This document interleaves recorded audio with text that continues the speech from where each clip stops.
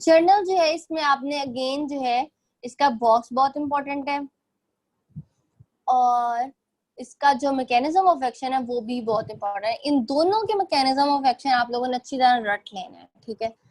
इसमें अब general anaesthetic मतलब कि आप जनरल दे रहे हो, पूरी बॉडी को आप जो है उसके सेंसेशन या उसकी एक्टिविटी को ब्लॉक करना चाहते हो, यानी उसके जो आप रिस्पॉन्सेज एक्साइटरी हैं उनको इनहिबिट करोगे, जो इनहिबिटरी रिस्पॉन्सेज आप वो ज्यादा चाहते हो तो आप उनको इनहांस करोगे। तो कोई मुझे बताएगा कि जो हमने इनहिबिटरी रिस्पॉन्सेज जो है उनको इनहांस करना होता है तो हम किस रिसेप्टर पे जाके एक्शन अपना करवाते हैं? गाबा। हाँ जी, गाबा पे। तो उसके अलावा अगर हमने किसी एक्साइटरी को इनहिबिट करवाना होता है तो हम किस एक रिसेप्टर है जो बहुत ज्यादा हमने पहले पढ़ चुके हैं उसको हम जाके उसकी, हाँ बिल्कुल, ग्लूटामिक एसिड रिसेप्टर, तो हम उनसे रिलेटेड ही अगेन यहाँ पे बात कर रहे होंगे। अच्छा, अब जो है जर्नल में अब दो तरह की है, एक आप देते हो इनहेल रूट से और दूसरा आप इंट्रावेनस यानी जो आप इंजेक्ट कर रहे हो, यानी जो आप वेन में उसके डायरेक्टली ब्लड में इंजेक्ट कर रहे हो।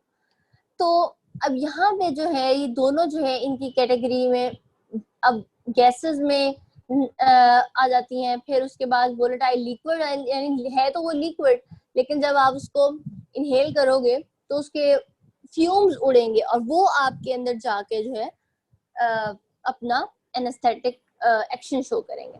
इंट्रावेनस में बार्बिचुरेट जो हमने पहले भी पढ़ा था, बार्बिचुरेट वाले चैप्टर में भी पढ़ा था सेडेटिव हिप्नोटिक में, कि इनका ये एक्शन भी है, ये हम एडजंक्टिव या विद कॉम्बिनेशन यूज करते हैं विद अदर एनेस्थेटिक्स।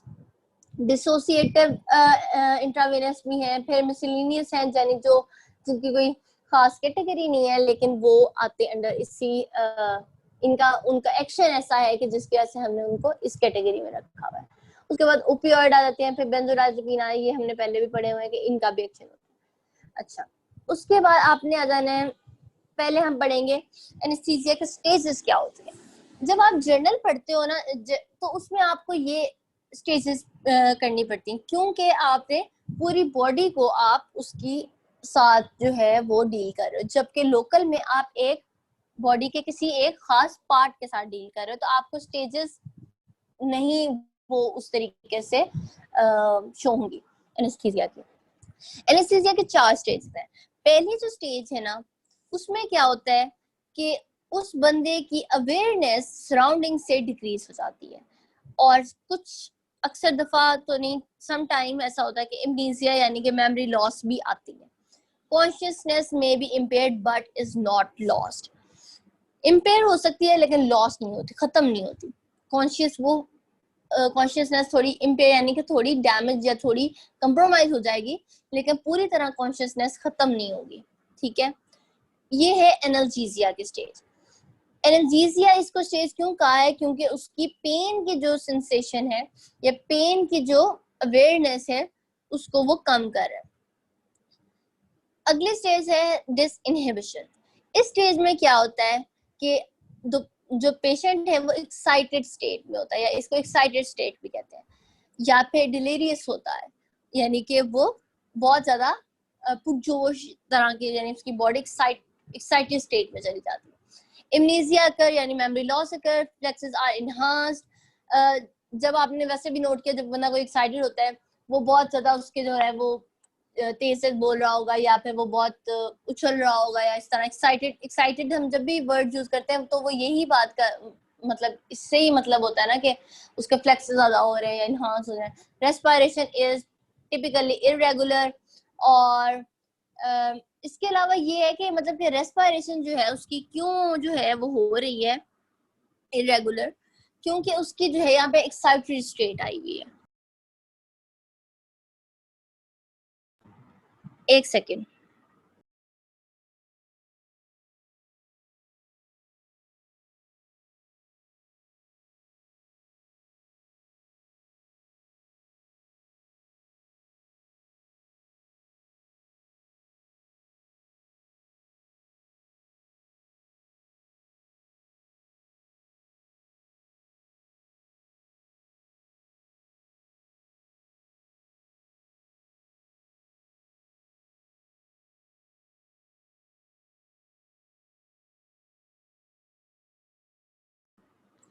अच्छा, तो हम कहाँ थे? अच्छा, एक तो मैंने बता दिया आपको, रेस्पिरेशन उसकी जो है इरेगुलर होगी। उसके बाद रिट्रेचिंग क्या होती है, मतलब कि उसकी गैग रिफ्लेक्स जिसे कहते हैं या वॉमिटिंग रिफ्लेक्स, वो उसको में अकर मतलब वहाँ वो हो सकता है। इसके बाद इनकंटीनेंस जो है, इससे क्या मतलब है कि उसका जो है कंट्रोल अपनी बॉडी के ऊपर जो है वो कम हो जाता है या फिर तकरीबन खत्म हो जाता है, ये भी हो सकता है। यानी कि अब कंट्रोल में क्या ऐसी बात है, यानी कि उसके डेफिकेशन या फिर यूरिनेशन का जो है कंट्रोल अपने ऊपर जो है वो उसका खत्म हो सकता है। तो ये भी एक स्टेज है। उसके बाद थर्ड जो स्टेज है, यानी स्टेजेस है विद मतलब कि ऑनसेट हुआ है एनेस्थीसिया का, तो आहिस्ता आहिस्ता पहली स्टेज आएगी, पहले दूसरी आएगी, फिर तीसरी आएगी। तो तीसरी स्टेज है ना, वो एनेस्थीसिया में हमें सर्जिकली हमारे लिए इम्पोर्टेंस है, क्योंकि उसको हमने नाम ही उसका सर्जिकल एनेस्थीसिया का नाम रखा है, क्योंकि वहां पे अनकॉन्शियस हो जाता है अनकॉन्शियस हो जाता है पेशेंट, और उसके जो पेन के रिफ्लेक्सेस होते हैं वो भी खत्म हो जाते हैं, रेस्पिरेशन रेगुलर हो जाती है, ब्लड प्रेशर मेंटेन हो जाता है। ये जो स्टेट है ना, ये हम अचीव करना चाहते हैं इन केस ऑफ सर्जरी। ठीक है, सर्जरी करनी है एक पेशेंट की, तो हम चाहते हैं कि वो पेशेंट जो है वो अनकॉन्शियस हो, उसको पेन ना हो। जब भी आप उसको ब्लेड वगैरह से उसकी बॉडी पे कट करें या उसको या उसकी जो भी आप कर रहे हैं ऑपरेशन, उसमें आपका जो है पेशेंट जो है आपको अनकॉन्शियस चाहिए, ताकि उसको किसी किस्म की तकलीफ ना हो। उसके बाद जो चौथी स्टेज है ना, आपने इससे बचाना होता है। अब क्या होता है कि अगर आप अपने एनेस्थीसिया को मेंटेन नहीं करोगे तो पेशेंट चला जाएगा स्टेज 4 एनेस्थीसिया में। स्टेज 4 पे क्या होता है, मेडुलरी डिप्रेशन हो जाता है, यानी आपका मेडुलरी जो ब्रेन सेंटर है वो डिप्रेस हो जाएगा। उसके रिस्पॉन्स में क्या होगा, वहां पे sphere respiratory and cardiovascular depression हो जाएगा, जो हमने लोकल एनेस्थीसिया में भी पढ़ा है कि इनके रेस्पिरेटरी और कार्डियोवास्कुलर डिप्रेशन के मतलब इफेक्ट्स होते हैं इन केस ऑफ टॉक्सिसिटी। तो जाहिर बात है, अगर आप स्टेज 3 तक मेंटेन नहीं करते और आपका पेशेंट स्टेज 4 में चला गया, तो वहां पे क्या होगा, स्वेयर जो है रेस्पिरेटरी या कार्डियोवास्कुलर डिप्रेशन होगा, जिसके रिजल्ट में जो है आपको फिर मैकेनिकल या फार्माकोलॉजिकल, मैकेनिकल यानी कि जिस तरह ऑक्सीजन वगैरह आप देते हो उसको, या फिर वेंटिलेटर वेयर करते हो या इस तरह, और फार्माकोलॉजिकल मतलब आपको उसको ड्रिप वगैरह लगा रहे हो या उसको कोई मेडिकेशन दे रहे हो, तो वो फार्माकोलॉजिकल सपोर्ट होगी। तो मतलब आपको इस कंडीशन में उसको फौरन से आपको जो है ये सपोर्ट देनी पड़ेगी बाहर से, ताकि जो है उसका ये डिप्रेशन जो है उसको कॉमा या डेथ की तरफ ना लेके जाए। तो ये जो थी ये 4 स्टेजेस थी, ये बहुत इंपॉर्टेंट है, ये आप लोगों ने कर लेनी है। उसके बाद हम बात करेंगे इसके मैकेनिज्म पे। मैकेनिज्म अगेन बहुत इंपॉर्टेंट है इसका। अच्छा, मैकेनिज्म में क्या होता है कि उसने कहा इसके बहुत सारे मैकेनिज्म्स हैं जनरल एनेस्थेटिक्स के।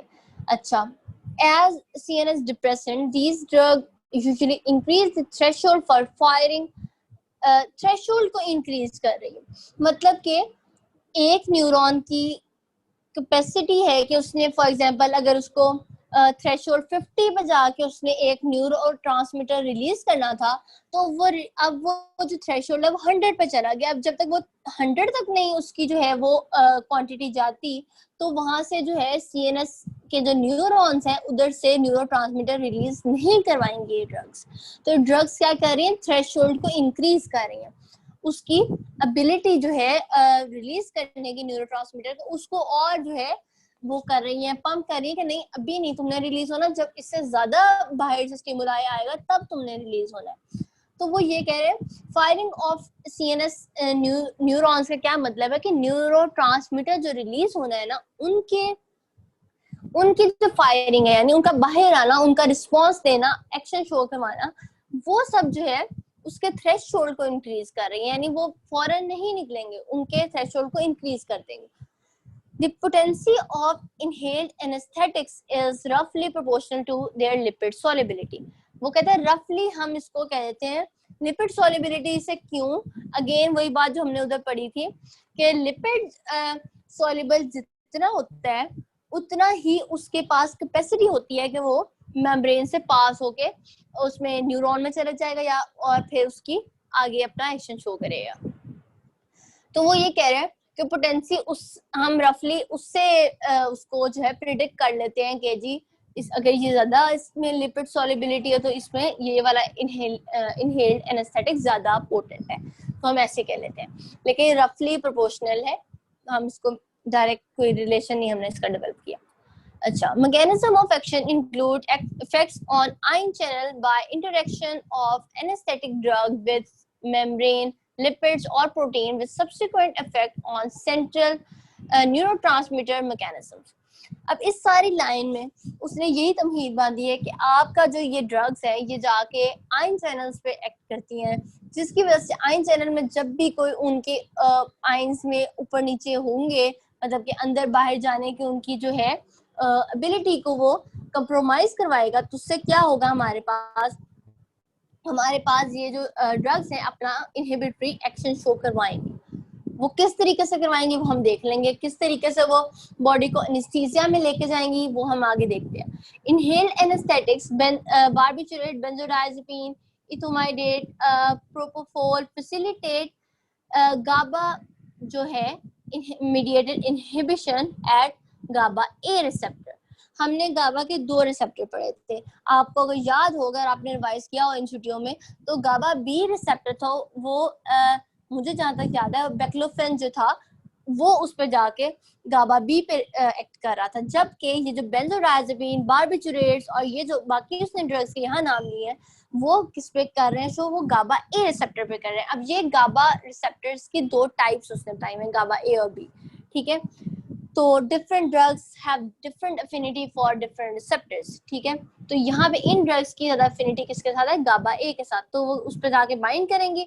आपको पता है कि गाबा का क्या काम है, इनहिबिटरी काम है। जब भी आपने सीएनएस को पढ़ना है ना तो सारे चैप्टर्स को इकट्ठा पढ़ना है, क्योंकि इन सारे चैप्टर्स का ना आपस में बहुत ज्यादा इंटरलिंक है, मतलब कि आपस में एक दूसरे, एक चैप्टर का दूसरे में जिक्र होगा, दूसरे चैप्टर का तीसरे में जिक्र हो रहा होगा, तो इससे आपको ना याद करने में या रिवाइज आपका बहुत ज्यादा हो जाएगा बार बार और पक्का हो जाएगा।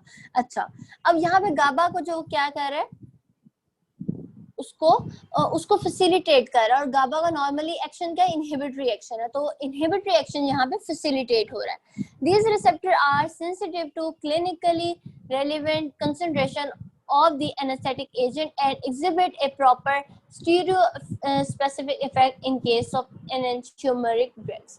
enantiomeric drugs कौन सी होती हैं, जो ड्रग्स एक दूसरे के मिरर इमेजेस होती हैं, यानी कि एक जिस तरह आपका राइट हैंड आपके लेफ्ट हैंड का मिरर इमेज है, ठीक है। उसी तरह ये स्ट्रक्चर से रिलेटेड है, या आप ना भी 2 लाइनें करें तो इट्स ओके। तो आपने यहाँ पे वो उसने सिर्फ ये बात की है कि ये जो मिरर इमेजेस वाली ड्रग्स होती है ना, इनका जो है ना ये अप्रोप्रिएट अपना एक स्टीरियो स्पेसिफिक इफेक्ट देंगे, यानी अपने स्ट्रक्चर रिलेटेड जो है उनका एक इफेक्ट आएगा, मिलता जुलता आएगा, लेकिन थोड़ा सा डिफरेंट होगा because of their structure changes. अच्छा, कीटामाइन जो हमने जो डिसोसिएटिव एनेस्थेटिक्स में पढ़ा था, अब इसमें does not produce its effect via GABA A receptor. अब ये गाबा ए रिसेप्टर पे क्यों नहीं काम करता, और सोचा जाता है कि पॉसिबली ये क्या काम कर रहा होगा, अगर गाबा ए पे नहीं कर रहा तो ये कर रहा होगा antagonism of the action of excitatory neurotransmitter glutamic acid, और एनएमडीए जो रिसेप्टर है जो ग्लूटामिक एसिड के लिए है, उस रिसेप्टर पे जाके एंटेगोनिस्ट का काम करेगा, यानी एंटेगोनाइज करेगा उसको, यानी उसका एक्शन उल्ट करेगा।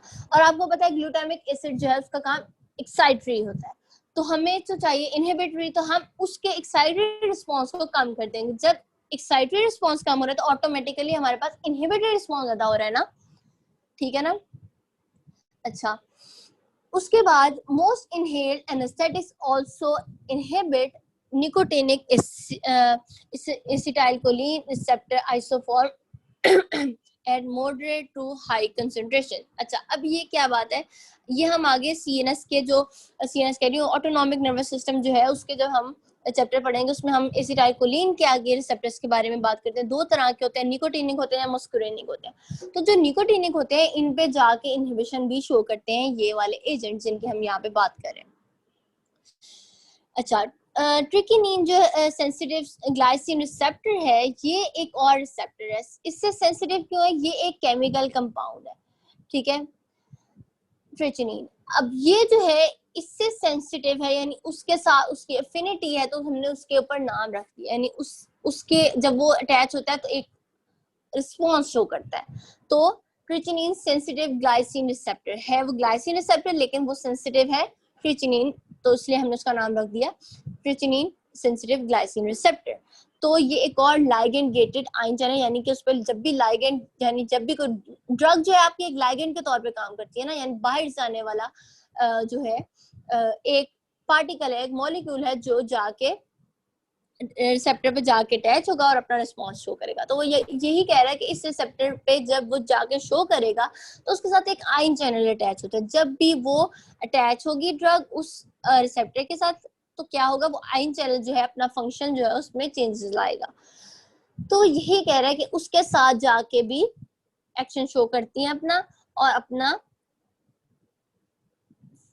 As a target for certain inhaled anaesthetic. तो कुछ जो इनहेल्ड एनेस्थेटिक हैं वो इस मैकेनिज्म के थ्रू भी अपना एक्शन शो करते हैं। अब ये देखो, अब चार जो है हमने तरीके पढ़ लिए हैं। एक हमने गाबा वाला पढ़ा था, यहाँ पे मैं इसको हाईलाइट कर देती हूँ, गाबा ए वाला, ग्लूटामिक एसिड वाला, और ये ग्लाइसिन वाला रिसेप्टर, और निकोटिनिक एसिटाइलकोलिन वाला। चार तरीके हो गए हैं कि आप किस तरीके से जनरल एनेस्थेटिक जो है वो अपना एक्शन शो कर सकते हैं। अच्छा, उसके बाद यही कहते हैं वो कि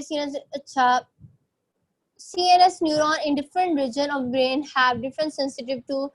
अच्छा, ये अब ये कह रहे हैं कि मुख्तलिफ जो रीजन है आपके CNS के, वो उनके पास डिफरेंट सेंसिटिविटीज है। मतलब कि कोई एक जो है CNS का पार्ट वो ज्यादा सेंसिटिव होगा एक एनेस्थेटिक की तरफ, दूसरा एनेस्थेटिक होगा उसका दूसरे ब्रेन के रीजन पे ज्यादा इफेक्ट होगा बजाय के किसी और पे।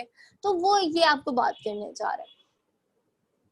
अच्छा, inhibition of neurons involved in pain pathway occur before the inhibition of neuron in the midbrain reticular formation। आपको पता है मिड ब्रेन रेटिकुलर फॉर्मेशन का क्या काम होता है? कोई मुझे बताएगा मेन मकसद जो होता है इसका? डिटेल में नहीं जाना। रिले सेंटर नहीं, वो तो है, लेकिन इसका फंक्शन क्या होता है? स्लीप और अवेकनेस, ये हाँ, स्लीप में और उस बंदे की जो क्या कहते हैं कि वो स्लीप में है या उसकी कॉन्शियसनेस में, टू बी प्रिसाइज कि कॉन्शियसनेस उसकी कितनी है, उसमें इसका बहुत मेजर रोल होता है। तो वो ये यहाँ पे बात कर रहा है कि ये जो जनरल एनेस्थेटिक्स है ना, इनका जो है ये पहले पेन वाले पाथवेज को जाके उन पे अपना एक्शन शो करते हैं बिफोर इनहिबिशन ऑफ, मतलब के कॉन्शियसनेस पे जाके इफेक्ट करने से पहले ये पेन वाले पाथवेज पे अपना इफेक्ट शो करते हैं। ये तो हमने उसके स्टेजेस पे भी पढ़े हैं ना, कि जो एनाल्जेसिया है वो वाली स्टेज 1 है, और जो कॉन्शियसनेस जिसमें आपका कॉम्प्रोमाइज हो रहा है वो अगली स्टेज है।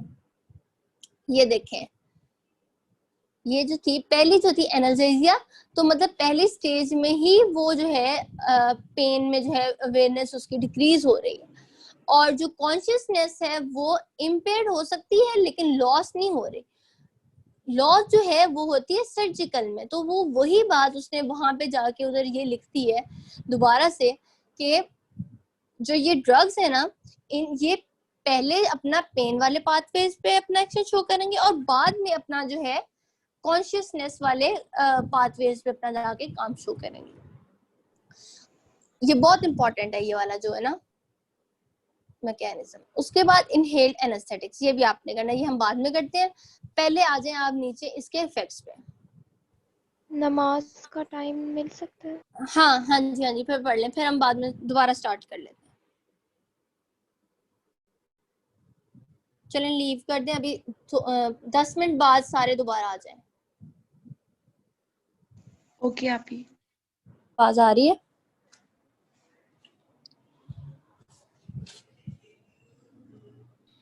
वालेकुम सलाम जी, आ रही है अभी। ओके, तो आज हमने ना स्टार्ट करना है इनहेल्ड एनेस्थेटिक, जो हमारा कल रह गया है, 2 टॉपिक वो करना है।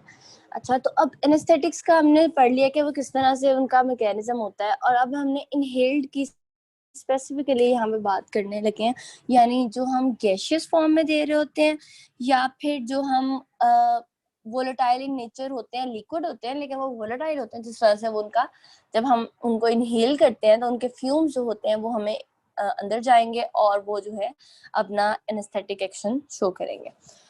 तो यहाँ पे होता क्या है कि अब जो इसके आगे थे क्लासिफिकेशन एंड फार्माकोकाइनेटिक्स के बारे में लिखा हुआ है, तो इसमें यही है कि the agent currently used in inhalation anesthetic are nitrous oxide, जो हमने पहले ऊपर उसकी टेबल में भी पढ़ा था कि एक गैस है और ये उसमें आती है, गैशियस inhaled anesthetic में आती है, and several various vaporized liquid halogenated hydrocarbons। ये आसान वर्ड में ये उन हेलोजेंस की बात, उन हाइड्रोकार्बन्स की बात कर रहा है जो वोलेटाइल इन नेचर है, जो हमने पहले पढ़े, इंक्लूडिंग हेलोथेन, डेस्फ्यूरॉन, इधर सब की जो है ना उसने एग्जांपल दे दिए, जो भी सारे आ रहे हैं ये वोलेटाइल इन नेचर जो लिक्विड्स हैं उनकी।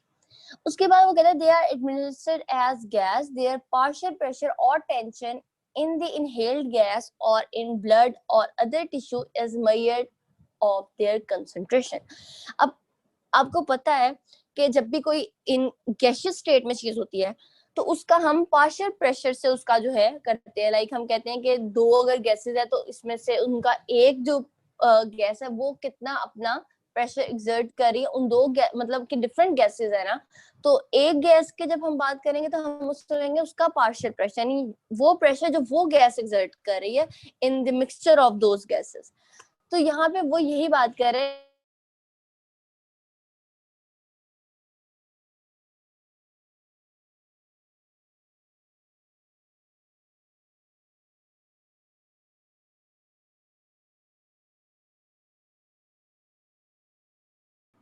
सॉरी मेरा डिस्कनेक्ट हो गया था। अच्छा, तो ये वही बात कर रहे हैं कि यहाँ पे जो पार्शियल प्रेशर ये उनकी बात कर रहे हैं, जो गैसेस हम दे रहे हैं उनका वो कह रहे हैं कि उनका एक मेजर करने के कि कंसंट्रेशन कितनी है। जिस तरह हम टैबलेट लेते हैं उसकी तो हमें पता होता है ना कि हमने कितनी दी है और अंदर जाके एब्जॉर्ब कितनी होगी, तो ब्लड में कितनी कंसंट्रेशन उसकी डेवलप होगी। तो यहाँ पे हम किस तरह से मेजर करते हैं उसका जो पार्शियल प्रेशर या उसकी जो टेंशन वो क्रिएट करता है ना अंदर, जब आप इनहेल करते हो उसको, तो वो जो प्रेशर करता है वो हम उसकी एक मेजर के तौर पे, मेजर करने, कंसंट्रेशन मेजर करने के तौर पे हम उस चीज को यूज करते हैं। आगे वो ये कहते हैं because the standard pressure of the total inhale pressure is atmospheric pressure, मतलब आपको पता है एटमॉस्फेरिक प्रेशर 760 mmg/Hg होता है, तो the partial pressure may also be expressed as a percentage. तो वो ये कह रहे हैं कि ये हमें पता है कि नॉर्मल जो एटमॉस्फेरिक प्रेशर है, यानी बाहर जो हमारी इन्वायरमेंट में सी लेवल पे जो प्रेशर होता है वो 760 होता है mm ऑफ मर्करी। तो वो कह रहे हैं पार्शियल प्रेशर हम जो है परसेंटेज की फॉर्म में भी बता सकते हैं कि इसका, क्योंकि हमें पता है स्टैंडर्ड हमारे पास इतना है 760 है, तो हम परसेंटेज की वजह से बता सकते हैं कि 50 होगा या हमारे पास 60 है, कितना है, मतलब परसेंटेज में बताने का मकसद क्या है कि आप उससे एटमॉस्फेरिक यानी जो आपके पास स्टैंडर्ड प्रेशर है आप उससे कंपेयर कर रहे हो ना उसको। तो ये कह रहे हैं द पार्शियल प्रेशर में भी express as a percentage, 10-50% nitrous oxide, जो हमने इनहेल्ड गैस की या एनेस्थेटिक की बात की थी वो उसमें एग्जांपल थी, तो 50% nitrous oxide in the inhaled air would have a partial pressure of 360 mmHg। तो वही कह रहे हैं 50% जो नाइट्रस ऑक्साइड हम देंगे ना उसमें से जो 50% होगी वो जो होगी उसका पार्शियल प्रेशर हम रखेंगे या उसका होता है 380 mm ऑफ मर्करी। ये जस्ट उसने एक आपको इन्फॉर्मेशन दी है। अच्छा, उसके बाद उसने बताया कि speed of the induction of anaesthesia depend upon several factor. अब आपको पता है कि आपने एक बंदे को अगर सर्जरी में वो जा रहा है तो आपने उसको इंड्यूस करवाना है एनेस्थीसिया, तो उसके इंडक्शन में यानी उसके इंड्यूस होने में जो फैक्टर्स इन्वॉल्व होते हैं वो काफी तरह के जो हम आगे डिस्कस करने लगे हैं, यानी जिन पे वो डिपेंड करेगा कि उसकी इंडक्शन जल्दी होगी उस पेशेंट में, देर से होगी, या वो गैस कैसी है, किस तरह की है, कि उसकी क्या वेरिएबल्स हैं, वो सारी चीज हमने यहाँ पे डिस्कस करनी है। तो पहले बात आती है सॉल्युबिलिटी की।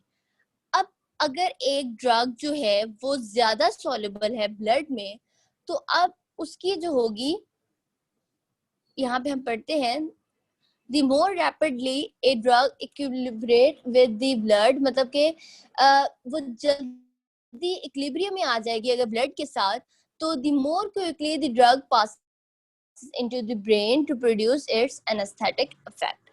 The drug with a low blood ratio, gas partition coefficient, equilibrate more rapidly than those with a high blood solubility. मतलब कि जिसका पार्टीशन कोफिशिएंट कम होगा ना, पार्टीशन कोफिशिएंट यही है ना कि ब्लड और गैस में एक तरह से जो आपके पास उधर डिफरेंस आ रहा है, मतलब कि अभी इक्विलिब्रियम अटेन नहीं हो रहा, तो इक्विलिब्रियम अटेन होने के लिए जितना एक वेरिएबल है वो जो उसको अटेन करने के लिए आपको चाहिए, अगर उसका उस गैस का और ब्लड में आपस में लो है वो कोफिशिएंट, तो उसको जो है इक्विलिब्रियम अटेन करने में ज्यादा देर नहीं लगेगी, मोर रैपिडली वो इक्विलिब्रियम जो है अटेन करेगा देन दोज ऑफ गैसेस जो जिनका जो ब्लड में सॉल्युबिलिटी ज्यादा है, जिसका हेलोथेन जो है वो एक वोलेटाइल एनेस्थेटिक है, यानी वोलेटाइल लिक्विड है जो हम एनेस्थेटिक के तौर पे यूज करते हैं, तो वो जो है उसकी निस्बत जो नाइट्रस ऑक्साइड है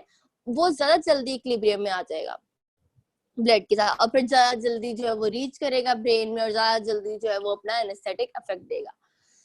तो उसके बाद उसने अगली चीज जो बताई है वो ये क्या है, इंस्पायर्ड एयर जो आपने इनहेल की है या इंस्पायर की है एयर, उसका पार्टीशन कोफिशिएंट पार्टीशन कही जा रही, सॉरी, पार्शियल प्रेशर जो है उसका कितना है। तो अब ये जो है a high partial pressure of a gas in the lungs result in more rapid achievement of anaesthetic level in the blood, मतलब अगर एक गैस का पार्शियल प्रेशर लंग्स में ज्यादा है, यानी लंग्स में वो अपना प्रेशर ज्यादा एक्सर्ट कर रहा है लंग्स में, जब आपने उसको इनहेल किया, तो आपको पता है जब वो प्रेशर ज्यादा होगा तो वहां पे ज्यादा एक्सचेंज ऑफ गैसेस होगा ना, तो जब ज्यादा एक्सचेंज ऑफ गैसेस होगा तो ऑब्वियसली फिर वहां पे जल्दी आपके पास एनेस्थेटिक लेवल अटेन हो जाएगा ब्लड में, जब एब्जॉर्प्शन होगी ब्लड में, and then it will go into your brain and cause anaesthetic effects. तो उसके बाद this effect can be taken advantage of by the initial administration of gas concentration higher than those required for maintenance of anesthesia। अच्छा, अब दो चीजें होती हैं, एक होती है इंडक्शन और एक होती है मेंटेनेंस। इंडक्शन ऑफ एनेस्थीसिया से क्या मुराद होता है कि आपका पेशेंट अभी आप उसे इंड्यूस करवाना है, आपने उसको लेके जाना है एनेस्थीसिया के स्टेट में, ठीक है, लेकिन एक बंदा चला गया एनेस्थीसिया के स्टेट में, अब आपने उसको सर्जरी वाली जो स्टेज थी, थर्ड स्टेज थी, आपको याद होगा, उससे फोर्थ स्टेज जो थी हमने उससे बचाना होता है क्योंकि वो मेडुलरी डिप्रेशन कॉज करती है, तो हमने उसको थर्ड स्टेज में मेंटेन रखना होता है।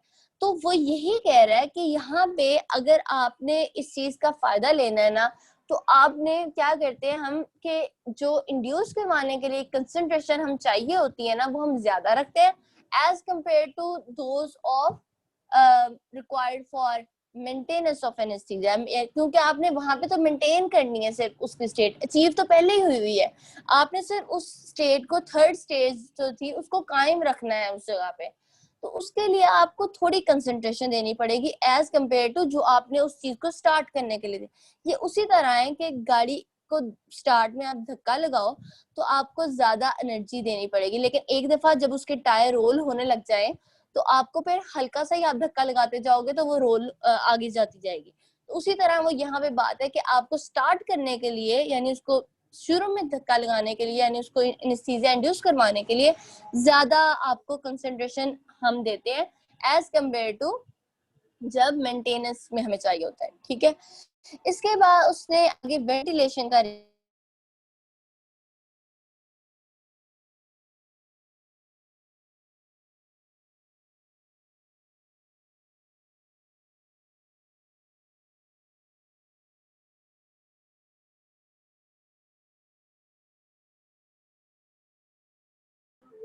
अच्छा, मेरा फिर डिस्कनेक्ट हो गया था, पता नहीं क्यों हो पाया था बार बार। एनीवेज, अगर कोई किसी ने मिस किया कोई पॉइंट तो बता दे, किसी का रह गया हो। हम थे वेंटिलेशन रेट पे। अब ये है कि अगर the greater the ventilation, the more rapid is the rise in alveolar and blood partial pressure of the agent and the onset of anesthesia। अब क्या है कि वेंटिलेशन हो रही है नॉर्मली, ठीक है, अगर ज्यादा वेंटिलेशन का रेट है तो क्या होगा, आपको पता है वहां पे ज्यादा एक्सचेंज ऑफ गैसेस होगा। एल्व्यूलर और ब्लड में जो प्रेशर है, पार्शियल प्रेशर है उस एजेंट का जो हमने दिया है, जो गैस हमने दी है, जो ड्रग दी है, उसका जो है पार्शियल प्रेशर ज्यादा होगा। और जाहिर बात है जब पार्शियल प्रेशर ज्यादा होगा इट मीन कि उसकी वहां पे कंसंट्रेशन ज्यादा है, क्योंकि हमने वहां पे पढ़ा है, ऊपर पढ़ा भी है कि partial pressure is the measure of its concentration. तो अब यहाँ पे हमारे पास जब पार्शियल प्रेशर ज्यादा हो रहा है in your alveoli and then in your blood, what will happen that there will be onset of anesthesia. This effect is taken advantage of in the induction of anesthetic state। वही कह रहे हैं कि हम इसको अगेन इंडक्शन में इसका जो है फायदा ले सकते हैं, क्योंकि हमें ये चीजें इंडक्शन में हमें चाहिए, क्योंकि यहाँ पे जब आप लिखा हो कि अगर इनहेल दे रहे तो उसको मास्क सा बना के उसको कहते हैं सांस, गहरे गहरे सांस लो। तो वो क्यों कह रहे होते हैं, क्योंकि हमें का रेट ज्यादा करवाना होता है। अच्छा, पल्मोनरी ब्लड फ्लो। अब जो ब्लड आ रहा होता है, जो सप्लाई कर रहा होता है लंग के बारे में बात करते हैं। अगर तो ये ब्लड फ्लो ज्यादा है तो the gas partial pressure rise is at slow rate, मतलब कि गैस का पार्शियल प्रेशर होगा वो स्लोअर रेट पे बढ़ेगा। Thus the speed of onset of anesthesia is reduced। क्योंकि आपको पता है पार्शियल प्रेशर अगर ज्यादा होता है तभी एनेस्थीसिया की जो इंडक्शन या onset है वो ज्यादा होता है। लेकिन यहाँ पे जो है जब ब्लड का फ्लो ज्यादा होता है तो उसकी वजह से फिर पार्शियल। अच्छा, हम यहाँ पे थे कि आपको पता है कि जब पल्मोनरी ब्लड फ्लो ज्यादा होगा तब आपका पार्शियल एजेंट का कम होता है। तो अगर एक शॉक ब्लड कम होता है ना, तो आप उस कंडीशन में एनेस्थीसिया का ये जो इसका यूज करते हैं। जहाँ पे क्या है expect the rate of onset of anaesthesia with the agent of high blood solubility. मतलब क्योंकि यहाँ पे आपका जो है शॉक कंडीशन में क्या है कि वहां पे उसका ब्लड कम हुआ हुआ है। जब कम हुआ हुआ है तो आपको पता है वहां पे ज्यादा जो है पार्शियल प्रेशर होगा। जब ज्यादा पार्शियल प्रेशर होगा तो रैपिड ऑनसेट होगा और उस तरीके से फिर रैपिड आपके पास एस्थेटिक इफेक्ट आ जाएगा। अच्छा, आर्टरोवेनस कंसंट्रेशन ग्रेडियंट, यानी आर्टरी को इसका किस तरीके से उसका कंसंट्रेशन का ग्रेडियंट डेवलप होता है। ग्रेडियंट यही है ना कि उनमें फर्क या उनमें जो एक ढलवान आएगी वो क्या, उसमें क्या डिफरेंस होगा उन दोनों ब्लड्स पे। The uptake of soluble anesthetic into, अब जो soluble anesthetic होते हैं यानी जो ब्लड में soluble होते हैं, into uptake of soluble anesthetic into highly perfused tissue। अब highly perfused tissue कौन से होते हैं, एक तो liver होता है, highly perfused होता है, may decrease gas tension in mixed venous blood। यानी ये highly perfused tissue होते हैं ना, ये क्या कहते हैं अपटेक करवा लेते हैं, उनके पास चला जाता है ये, और उससे क्या होता है कि टेंशन जो मिक्स्ड वेनस ब्लड होता है ना, यानी जो आपका जो जिस ब्लड में जो मिक्स्ड इन नेचर होता है, जो आपको पता है पल्मोनरी वेन्स में होता है, तो वो उसमें क्या होता है कि गैस टेंशन जो होती है डिक्रीज हो जाती है because of Uptake of those anaesthetic into the highly perfuse tissue. यानी वो जो एनेस्थेटिक आपने लिए थे वो चले गए हाईली परफ्यूज टिश्यू। उससे क्या हुआ कि आपकी जो पीछे जो ब्लड था उसमें जो था वो गैस की टेंशन कम होगी ऑटोमेटिकली। वही बात की जिस तरह आपका कोई एक स्टोर है, उसके अंदर आपके बहुत सारा सामान पड़ा हुआ है, लेकिन आपने उठा परफ्यूज टिश्यू वो चीजें, वो एजेंट, अब वो पीछे जो ब्लड था उसमें जो टेंशन थी या जो पार्शियल प्रेशर था वो कम हो जाएगा। This can influence the rate of equilibrium is dependent on the difference in anesthetic tension between arterial and venous blood।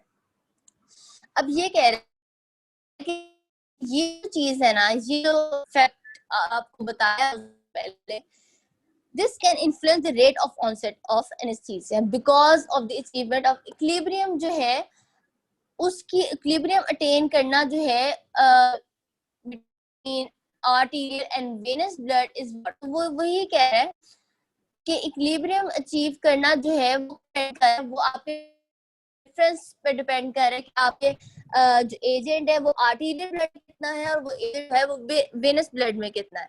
जब उसका इक्विलिब्रियम अटेन हो जाता है तो उसके बाद ये चीज होती है आपके आगे इन्फ्लुएंस करती है कि आपके जो एनेस्थीसिया है उसका ऑनसेट का रेट कितना होगा, ज्यादा हो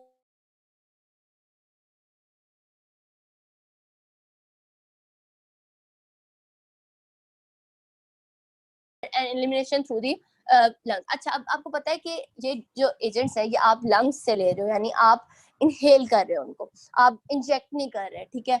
अब होता क्या है कि आपको पता है कि आपने ये इनहेल किए हैं तो इन्होंने इनहेलेशन रूट से ही जाना है। अब होता क्या है, यानी उसको बाहर निकालोगे, ठीक है, इनहेल इनटू द बॉडी है ना, इनटू द लंग्स।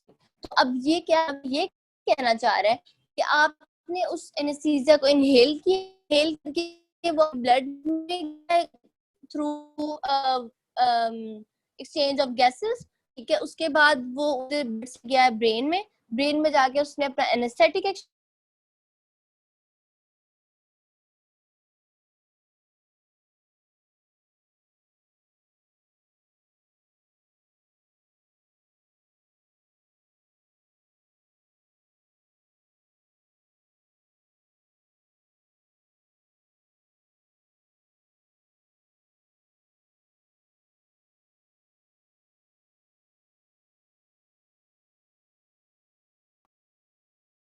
हो गया।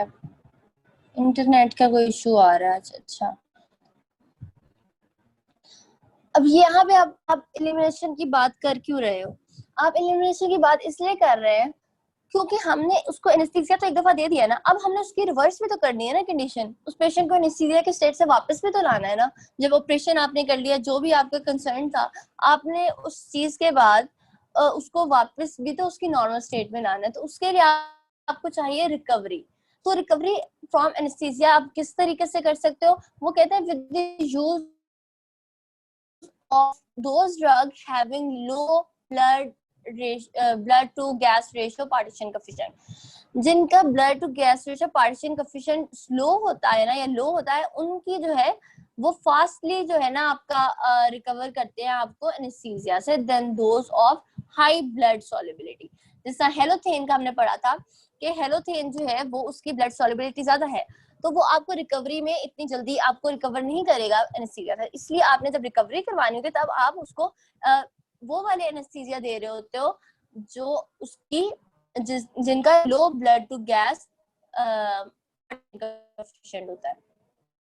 The most important property has led to the introduction of several newer inhaled anesthetics, yes, which because of their low blood solubility are characterized by recovery times and that are considerably short than in the case of old agents से जो है वो shorter time में आपको जो है ना recovery करवा देते हैं।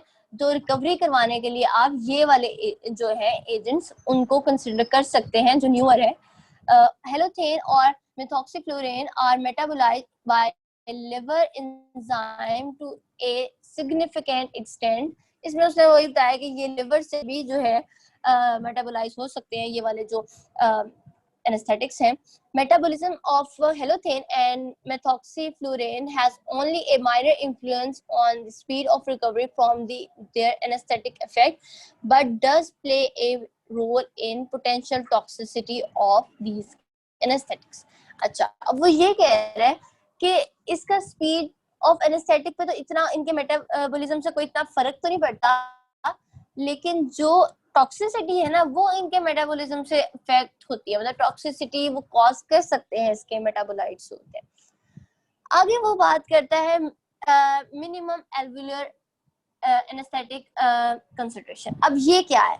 ये वही है कि एक The potency of inhaled anesthetic is best measured by the minimum alveolar anesthetic concentration, defined as alveolar concentration required to eliminate the response of standardized painful stimuli in 50% of patient.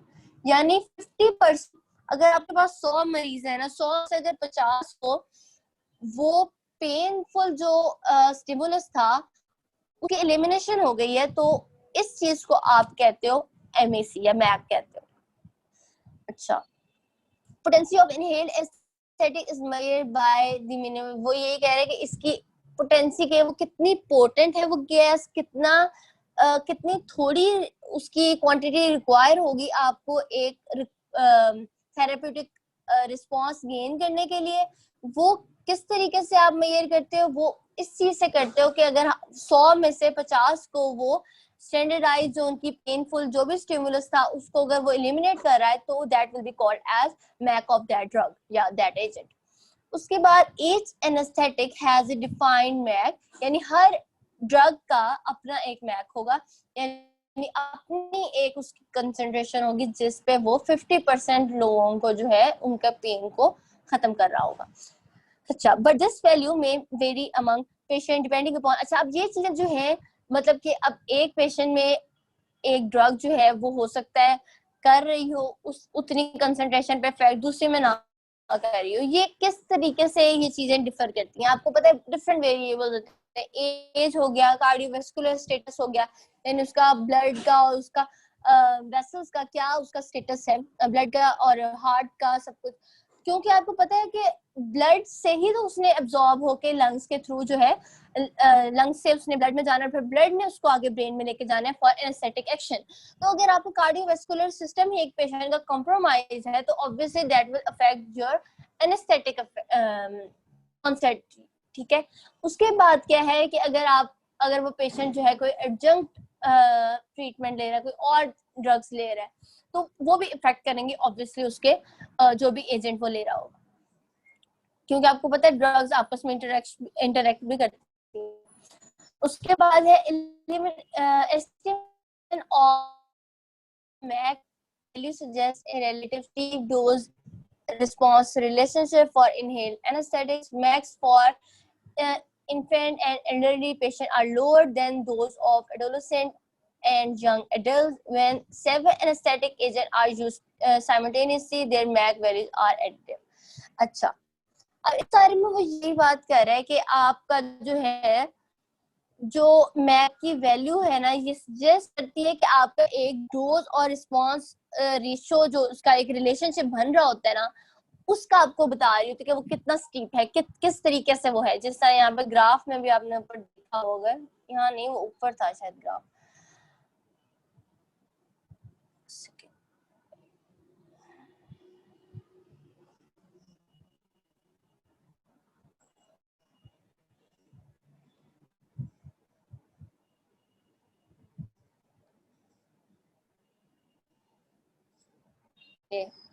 तो इसमें यही है कि आपका जो उसका जो पेशेंट है आपके पास, उसका जो है डोज पे आपका जितना रिस्पांस आ रहा है वो सजेस्ट कर रहा है मैक की वैल्यू को, यानी कि उसका रिस्पांस डोज के कंपैरिजन में कितना आ रहा है, तो वो ये बात जो है मैक की वैल्यू आपको बताती है. उसके बाद वो ये बात बताता है कि जो इन्फेंट या एल्डरली होते हैं, आपको पता है इनके लिए हम जो मैक यूज करते हैं यानी उनकी कंसंट्रेशन यूज करते हैं वो थोड़ी होती है एज कम्पेयर टू एडोलेसेंट या यंग एडल्ट. आपको पता है एल्डरली जो होते हैं उनमें बहुत सारी और मसले चल रहे होते हैं, इस वजह से हम उसकी कंसंट्रेशन लो रखते हैं. और बेबीज में इसलिए क्योंकि वो भी ग्रोइंग एज में होते हैं, उनकी बॉडी कंप्लीटली डेवलप्ड या ग्रोन अप नहीं होती. ठीक है. उसके बाद ये कहते हैं कि जो अगर आप एक सेवरल एनेस्थेटिक यूज कर रहे हो, वो एक नहीं यूज करते, मुख्तलिफ यूज करते हैं उनके कॉम्बिनेशन. अगर आप एक ही वक्त में मुख्तलिफ एनेस्थेटिक यूज कर रहे हो एक पेशेंट में फॉर एनेस्थेटिक रिस्पांस, तो उनकी मैक वैल्यू एडिटिव हो जाएंगी, यानी वो एड अप होके एक कलेक्टिव रिस्पांस आपको देंगी. उन सब की वैल्यू जो है वो इकट्ठी होके आपको एक कलेक्टिव जो है एडिटिव एनेस्थेटिक एक्शन देंगी. उसके बाद आ जाते हैं इफेक्ट्स ऑफ इनहेल्ड एनेस्थेटिक. ये वाला जो है ना, ये आपने टॉपिक इसको ना पॉइंट्स बना के याद करने, इसको इतना डेप्थ में नहीं जाना लेकिन इसके पॉइंट बना के आपने याद करने. जिस तरह मैंने इधर हाईलाइट किया हुआ है। अब इसमें क्या है कि आपको पता है कि इनहेल्ड एनेस्थेटिक का एक्शन ही जो है वो ब्रेन पे है जाके, तो वहां पे वो मेटाबॉलिक रेट को डिस्टर्ब करेगा। उसके अलावा they reduce vascular resistance and दस इंक्रीज सेरिब्रल ब्लड फ्लो। आपको पता है जब भी वैस्कुलर रेजिस्टेंट होती है या रेजिस्टेंस होती है तो उसमें क्या होती है कि ब्लड का फ्लो इतना स्मूथ नहीं हो रहा होता ना। जब स्मूथ ब्लड फ्लो नहीं होगा तो वहां पे जो है क्या कहते हैं, यहाँ पे जो है वो रेजिस्टेंस को वो रिड्यूस कर रहा है, यानी वो जो रेजिस्टेंस थी जो उसका स्मूथ करवाने में इन्वॉल्व, मतलब के रेजिस्टेंस से तो ये होता है ना कि स्मूथली वो फ्लो नहीं होता, उस चीज को रेजिस्टेंस खत्म करवा रही है, यानी उस वेसल्स को ये डायलेट करवा रही है, उनको इजी फ्लो करवाने में इन्वॉल्व है ये एनेस्थेटिक्स। तो जब वहां पे ब्लड फ्लो ज्यादा हो रहा होगा तो उससे क्या होगा, कि क्रेनियल ब्लड फ्लो जब ज्यादा होगा तो उससे वहां पे प्रेशर डेवलप होगा। जाहिर बात है, आप अगर पीछे से अगर आपने कहीं पाइप लगाया हुआ है, आप पीछे से फुल जो है वो टैप जो है पूरी तरह खोल दो तो प्रेशर जो है उसका ज्यादा जाएगा उस पाइप के थ्रू। और अगर वो पाइप जो है वो इतनी कोई अच्छे मटेरियल की नहीं है तो वो फट सकती है ना, तो फट सकती है वहां पे। तो इसी तरीके से ये जो है ये एक चीज हमारे पास है कि यहाँ पे इंट्राक्रैनियल प्रेशर जो है वो बढ़ रहा है, यानी ब्रेन के अंदर जो ब्लड का प्रेशर है वो बढ़ रहा है because of usage of these anaesthetics. उसके बाद ये कहता है कि जो एनफ्लुरेन है ना वो स्पाइक वेव एक्टिविटी को भी कॉज कर सकता है एंड मसल ट्विचिंग यानी मसल के जो है ट्विचेस कॉज कर सकता है। स्पाइक एंड वेव एक्टिविटी आपको पता है ईईजी करवाई जाती है, उसमें आपने देखी हो कभी, तो उसमें वो जो वेव सी बनी होती हैं और उस तरीके से पूरी एक्टिविटी शो कर रही होती है, वो इतने को एमेच्योर्स नहीं उसको रीड कर सकते, वो बहुत प्रोफेशनल डॉक्टर्स होते हैं, उन वही आपको बता सकते हैं कि इसका डज इट मीन। ठीक है, अच्छा तो अब हम आगे करने लगे थे। अच्छा दिस इफेक्ट, अच्छा ये कहता है कि ये जो दो उसने बात बताई है, एक तो मसल ट्विचेस हो रहे हैं और उसकी स्पाइक एंड वेव जो एक्टिविटी है वो कॉज हो रही है। तो ये एनफ्लोरेन की ही एक प्रॉपर्टी है, इसकी यूनिक है इन एनेस्थेटिक्स में से कि ये जो है ये चीजें कॉज कर सकती है। Although nitrous oxide has low anaesthetic potency that is high MAC it exert mark analgesic and amnesia action. मतलब वो कहते हैं इसकी पोटेंसी तो इसकी लो है, लेकिन अब ऐसा है कि इसका एनाल्जेसिया कॉज करने यानी पेन किलर इफेक्ट में या फिर मेमोरी लॉस में इसका एक मेजर या मार्क इसका एक्शन होता है। ये आप एमसीक्यू के हवाले से इस तरह की बातें याद रखा करें और इनको पॉइंट्स की फॉर्म में, जो इफेक्ट्स पढ़ रहे हैं हमने, ये आपने पॉइंट्स की फॉर्म में इनको करना है ताकि इजी हो आपको याद करना। आगे जो है कार्डियोवैस्कुलर इफेक्ट्स। इसमें क्या है कि मायोकार्डियल डिप्रेशन हो सकता है या डिप्रेस हो सकते हैं मायोकार्डियल मसल्स जो हैं। उसके अलावा फिर ये है कि उससे क्या होगा, जब वो डिप्रेस होंगे तो कार्डिक आउटपुट कम होगी। ठीक है, उसके अलावा जो अगले एजेंट्स हैं आइसोफ्लूरेन या डेस्फ्लूरेन या सीवोफ्लूरेन, ये जो है ये क्या करते हैं, ये पेरिफेरल वेसोडाइलेशन कॉज करते हैं, यानी पेरिफेरी के रीजन में जो वेसल्स हैं उनमें डायलेशन कॉज करेंगे। जब डायलेशन होगी तो आपको पता है there will be fall in blood pressure. ठीक है, उसके बाद उसने यही बातें बताई हैं। उसके बाद उसने कहा है यहाँ पे था कि मायोकार्डियल फंक्शन जो है उसको डिप्रेस कर सकते हैं। उनमें नाइट्रो ऑक्साइड जो है सबसे कम जो है ये काम करती है, बाकी जो है उनका मेजर होता है इफेक्ट, इसका सबसे कम होता है। हेलोथेन जो कि एक लिक्विड एनेस्थेटिक है यानी वोलेटाइल इन नेचर है, तो इसमें क्या है कि and to a lesser degree isoflurane may sensitize the myocardium to the अच्छा अब यहाँ पे क्या होता है कि जो हेलोथेन है या फिर किसी हद तक आइसोफ्लूरेन जो है, इनमें एक इफेक्ट ये है कि ये जो कैटेकोलामीन्स होते हैं ना, यानी एपिनेफ्रिन और एपिनेफ्रिन, ये जो नेचुरली अंदर प्रोड्यूस होते हैं, आप आउटसाइड से भी देते हो कैटेकोलामीन्स फॉर सम पर्पसेस, लेकिन यहाँ पे हम अगर अंदर जो एंडोजीनस प्रेजेंट है उनकी बात करें तो उनकी कैटेकोलामीन्स की जो है सेंसिटाइजेशन बढ़ा देती हैं मायोकार्डियम पे, जिसकी वजह से यानी उनको ज्यादा सेंसिटिव कर देती हैं उस रिस्पॉन्स के लिए। तो उससे क्या होता है, आपके पास एरिथमियाज आते हैं, ठीक है, एरिथमोजेनिक इफेक्ट्स आते हैं because of those catecholamines acting naturally, but because of usage of halothane or isofuran, they are actually increasing the sensitivity, or they are sensitizing the myocardium to the arrhythmogenic effects of catecholamines। ठीक है, आगे जो है ना, ये respiratory effect और toxicity, ये बहुत इंपॉर्टेंट है दोनों, इस पे आप लिख भी ले। अच्छा, ये जो है ना इफेक्ट्स, इसमें ये है कि जो रेस्पिरेशन में है कि आपको टाइडल वॉल्यूम का पता होगा, जो आपकी नॉर्मली अंदर जब आप इनहेल, नॉर्मल फोर्सफुली नहीं, नॉर्मली जो आप इनहेल और एक्सहेल कर रहे होते हो उसमें जितना एयर का वॉल्यूम जा रहा होता है वो सारा, और मिनट वेंटिलेशन जो 1 मिनट में आप जितनी वेंटिलेशन कर रहे हो वो, तो वो ये कह रहा है कि इसमें डिक्रीज आ जाता है।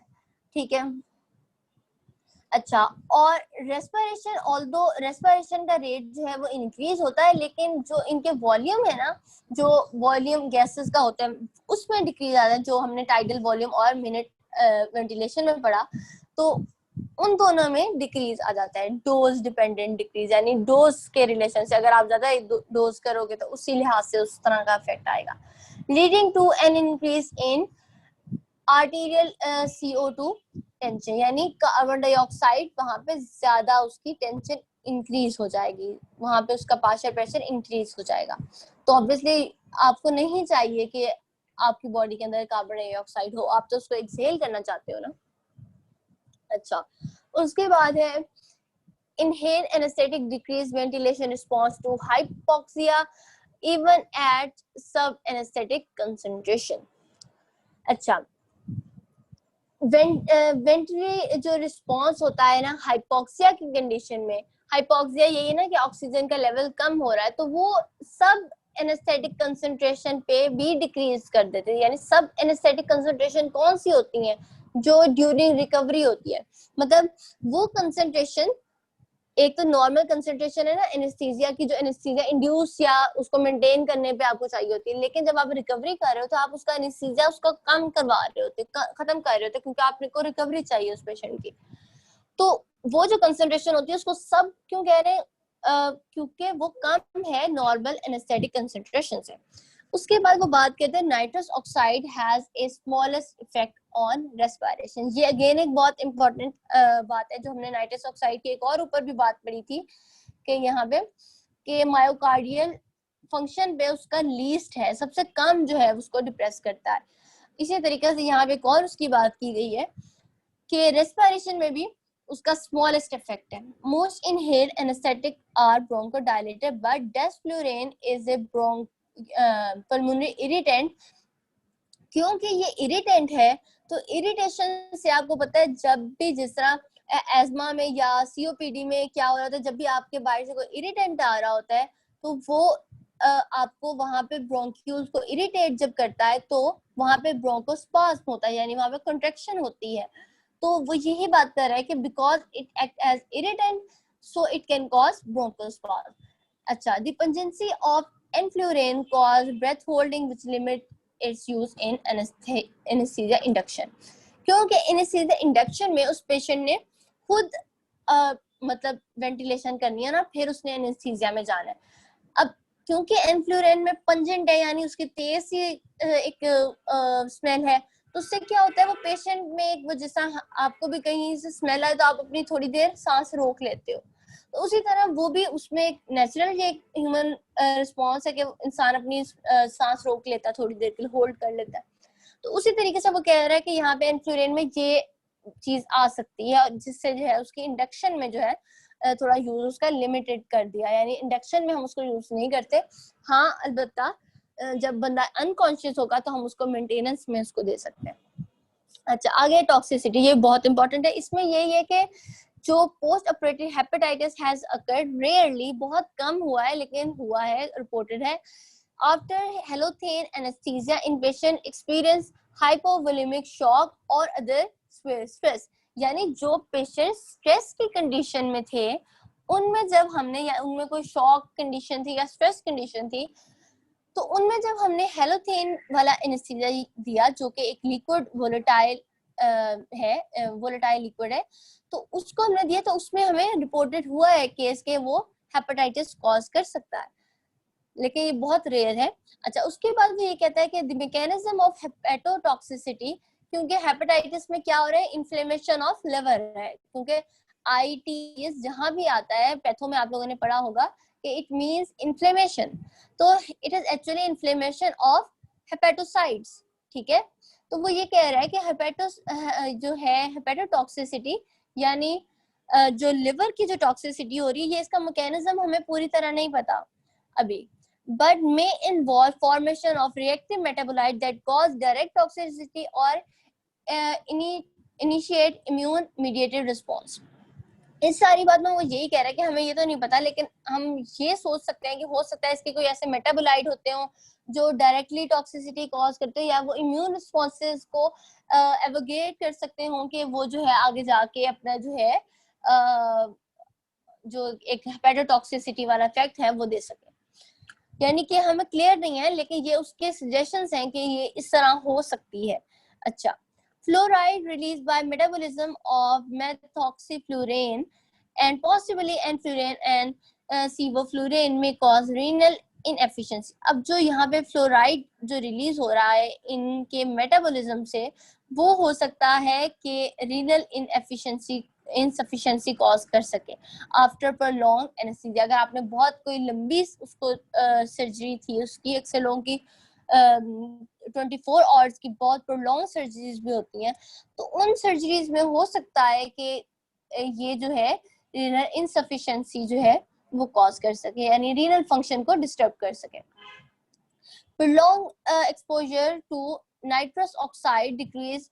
अच्छा, अब यहाँ पे क्या हो रहा है, यहाँ पे जो नाइट्रस ऑक्साइड है ना, ये एक एंजाइम की जो है एक्टिविटी को डिक्रीज करता है, और वो एंजाइम जो है वो नॉर्मल फंक्शनिंग ऑफ ब्लड या ब्लड सेल्स में इन्वॉल्व होता है।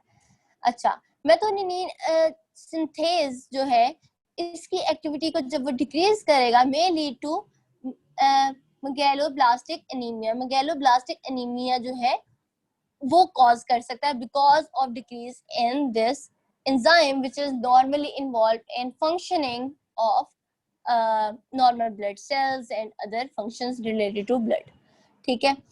ससेप्टेबल पेशेंट में डेवलप मैलिग्नेंट हाइपरथर्मिया। ये मैलिग्नेंट हाइपरथर्मिया का आपने बहुत दफा पढ़ा है पहले भी बहुत सारे चैप्टर्स में कि वहां पे क्या हो रहा होता है, तो वो यही कह रहा है। और तब भी हमने उनमें भी पढ़ा था, उन चैप्टर्स में भी हमने पढ़ा था कि बहुत सारे जो एनेस्थेटिक्स होते हैं उनमें ये एबिलिटी होती है कि वो ये मैलिग्नेंट हाइपरथर्मिया कॉज कर सकते हैं।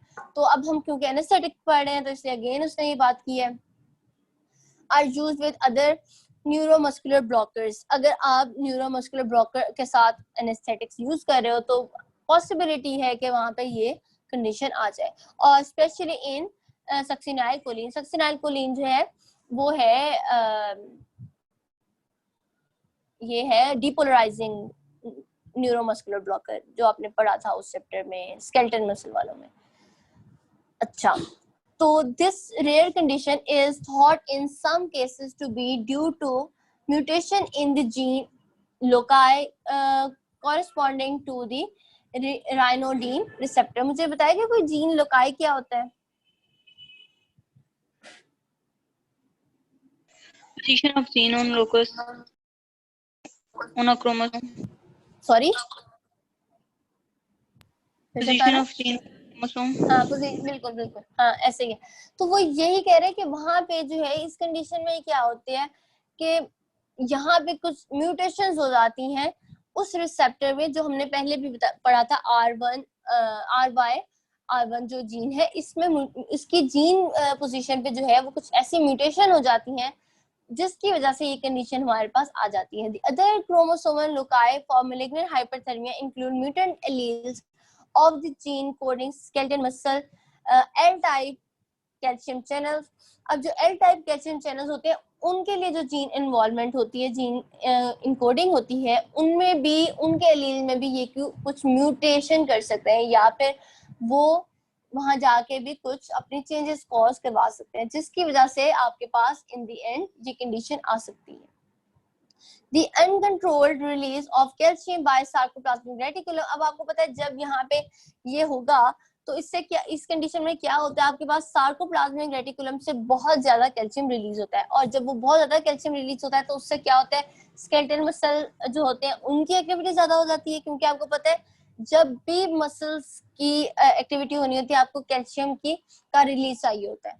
तो आपने तो यहाँ पे बॉडी को रिलैक्स करवाना था, उसको एनेस्थीसिया के स्टेट में लेकर जाना था, लेकिन यहाँ पे जब इस कंडीशन में क्या होगा फिर के वो स्केलेटल मसल जो है वो lead to muscle spasm, hyperthermia हो जाएगा वहां पे, और ऑटोनॉमिक एबिलिटी जो है वो उसकी वो जो है वो डिस्टर्ब हो जाएगी।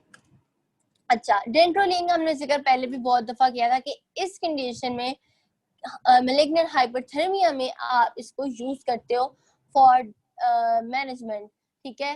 अब क्या कहते हैं कि dantrolene is indicated for the treatment of this life threatening condition with supportive management. मतलब कि एक तो आप डेंट्रोलिन भी देते हो, साथ में स्पोर्टिव मैनेजमेंट भी, मतलब कि स्पोर्टिव मैनेजमेंट मतलब कि कोई आप उसको बाहर से भी स्पोर्ट भी दे रहे होते हो, कुछ और चीजें भी दे रहे होते हो for to cope up that condition. अच्छा, उसके बाद है इंट्रावेनस एनेस्थेटिक। इंट्रावेनस एनेस्थेटिक में आपने सिर्फ ये दो नाम है ना, ये दो तीन ड्रग्स के नाम है, प्रोपोफोल है, नीचे जो है बार्बिचुरेट में थियोपेंटल है और मेथॉक्सीहेक्साइटल है, ये इनके नाम कर लेने, इसके अलावा इसमें से आपने कुछ नहीं करना, ठीक है।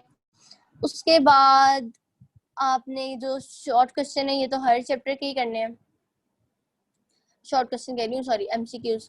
उसके बाद इसके समरी में भी कुछ नहीं करना। अलबत्ता ये चैप्टर इम्पोर्टेंट आपका है काफी, जो आपको टॉपिक्स पढ़ाए ये आपने अच्छी तरह कर लेने, खास तौर पे इनका मैकेनिज्म, और ये जो एक दो डायग्राम आई थी, यहाँ नहीं थी वो, ये जो बॉक्स है ये कर लेना, और ये स्टेजेस, हाँ स्टेजेस जो है वो बहुत इंपॉर्टेंट है, ठीक है। और टॉक्सिसिटी और रेस्पिरेटरी इफेक्ट्स वो भी इम्पोर्टेंट है, इनहेल एनेस्थेटिक को भी देख लें, ये भी कर लें। तो यही इसका है। तो आज का बस यही लेक्चर है, अगर किसी को कंफ्यूजन है तो पूछ ले, अदरवाइज कंक्लूड करते हैं क्लास।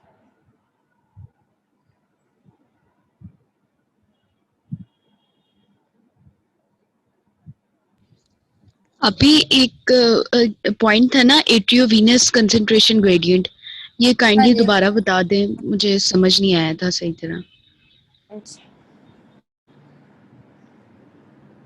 एक सेकंड में निकाल।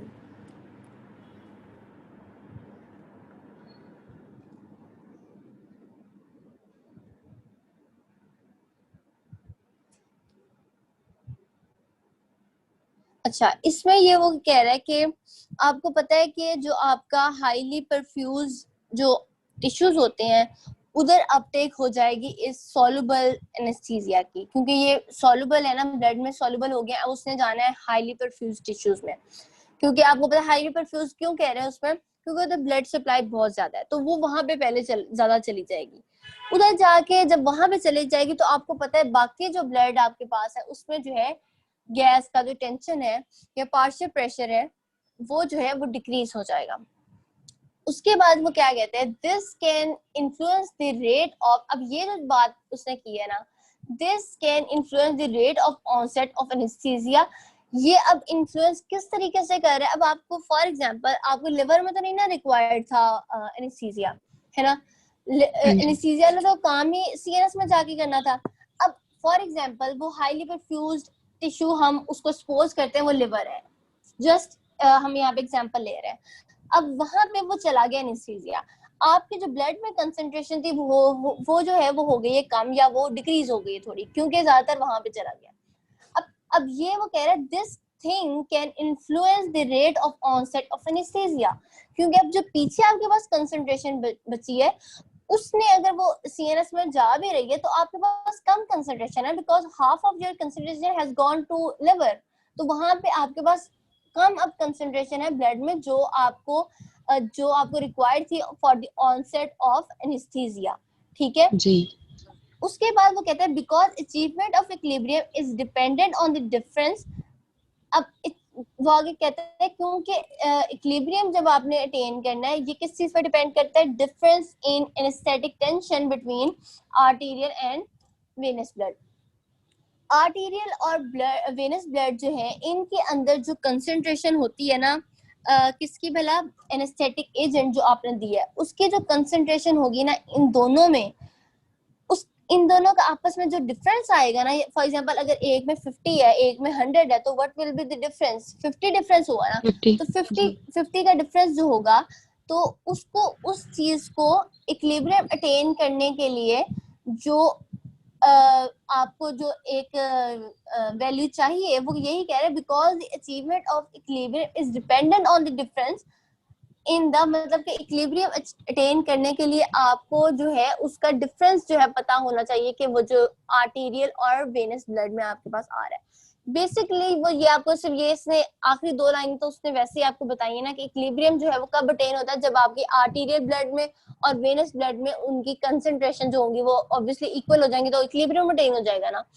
तो वो यहाँ पे सिर्फ ये बात करना चाह रहा है इन दी एंड के अगर आपका एक आपने एजेंट लिया है और वो हाईली परफ्यूज ऑर्गन में चला गया है, पीछे आपकी जो मेन कंसंट्रेशन ब्लड में थी वो कम हो गई है, तो अब जो आपको सीएनएस में जाके एनेस्थेटिक एक्शन के लिए जरूरत थी वो आपके पास कंसंट्रेशन कम है, ठीक है। तो यहाँ पे ये चीज जो है, ये जो फैक्टर है या जो फैक्ट है, वो आपका इन्फ्लुएंस कर सकता है किस चीज पे, rate of onset of anaesthesia पे। तो आपको ये चीज देखनी पड़ेगी कि वो आप उस हिसाब से दो अपना एजेंट, कि अगर वो किसी और ऑर्गन में जा भी रहा है ना, तो वहां पे वो जा भी रहा है तो वो इतना बाकी आपके पास पीछे बचे कि वो आपका जो ऑनसेट ऑफ एनेस्थीसिया करवाने के लिए इनफ हो, ठीक है। सही, ठीक है आपकी, थैंक यू। वेलकम।